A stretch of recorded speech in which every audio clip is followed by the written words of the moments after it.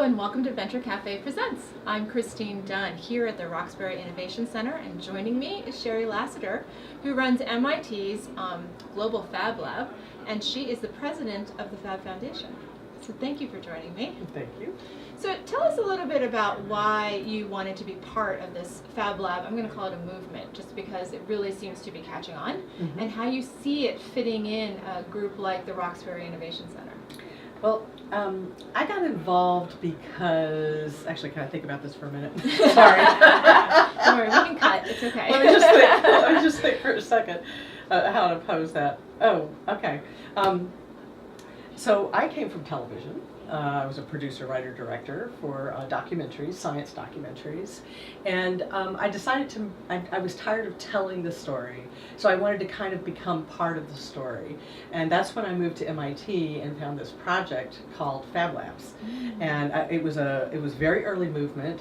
In fact, when you think about the maker movement, you've heard a lot probably about the maker movement. The maker movement and the Fab Lab movement started at the same time. First Make magazine had Fab Labs featured in it. So what I saw was this wonderful kernel of an idea that I thought, you know, this is going to be great. This is going to impact so many people in the world, both from an education perspective, an innovation perspective, the ability for people to take control of technology in their lives.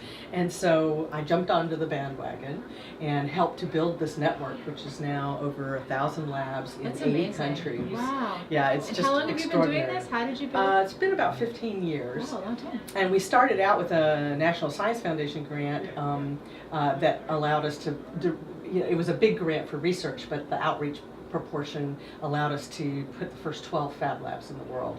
And since then, all the Fab Labs in the world have come up with their own funding, in their own communities of their own design. And that's what I think is really exciting, because it's by, for, and of the people, so to speak. So what are some of the guiding principles that you hope each of these Fab Labs will follow so that they carry through that mission that you have?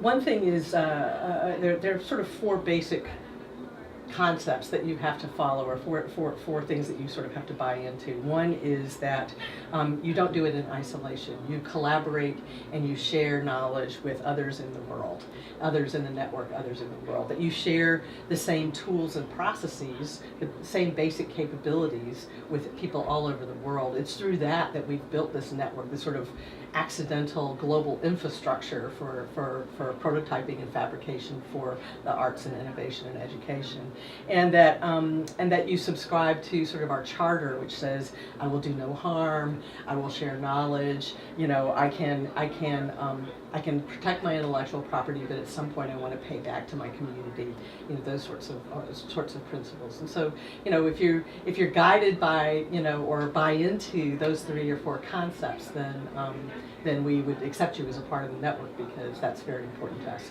We're about democratizing access to the tools for invention, and so that's very, very important.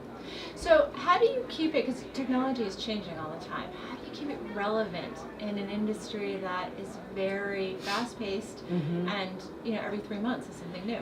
Well, we're very fortunate in that we come out of MIT's research into digital fabrication and into the marriage of computer science and physical science. So the research organization is constantly innovating, constantly pushing the boundaries, and then what happens is that knowledge gets disseminated out into the network and adopted by the network. And in fact, what we're starting to see globally is that there are global sort of applied research collaborations and business opportunities that are growing out of this kind of dissemination into the network.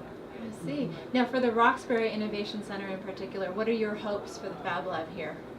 Well, what we see in other parts of the world, and I think this is really a beautiful place for this, is multiple impact. One is, of course, in the entrepreneurial community. So you give people access to the tools, you help them learn how to prototype and make their own designs, and then in a place like the Innovation Center, you can begin to find network and find the funding, et cetera, that you would need to actually start a business. So we really feel like the Roxbury Innovation Center is going to be a beautiful place for new and young entrepreneurs to find new business opportunities, or to create new business opportunities and new economic opportunity for the community.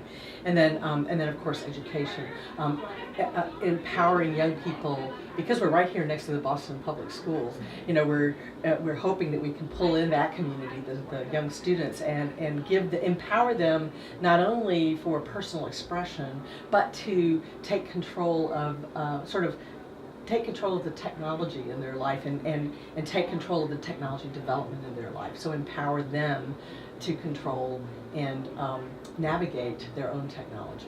Well, and it's interesting to me because you keep kind of repeating that phrase, to take control, but what I'm also hearing is just that control comes from comfort level, just being around it and being exposed to it and being taught to just be with it. So what a wonderful experience. Well, that's what we hope. We hope that they will become, young people will become very comfortable with it. I mean, in fact, if you think about it, these are 21st century skills. I mean, now you have to know, you have to know how to present yourself online. You have to know how to collaborate across, many different languages and cultures and countries. You have to know how to document. You have to know a little bit of everything. We're kind of going back to this Renaissance model where you have to know a little bit of a lot of things in order to survive the 21st century workforce. Yeah, definitely. And so, but I also really feel that Fab Labs are not necessarily going to, I mean, workforce is very important, but really what we're doing is we're creating leaders and technology innovators. That's a little bit different than workforce. So, very exciting. Yeah, by educating them about it, you're empowering them to take a leadership position. Absolutely. That's wonderful. Well, Sherry, nice job. That's great. Thank you. What Thank a pleasure. you for joining What fun me. to be here. Well, we appreciate it. Okay, thanks. For the Venture Cafe Presents, I'm Christine Dunn.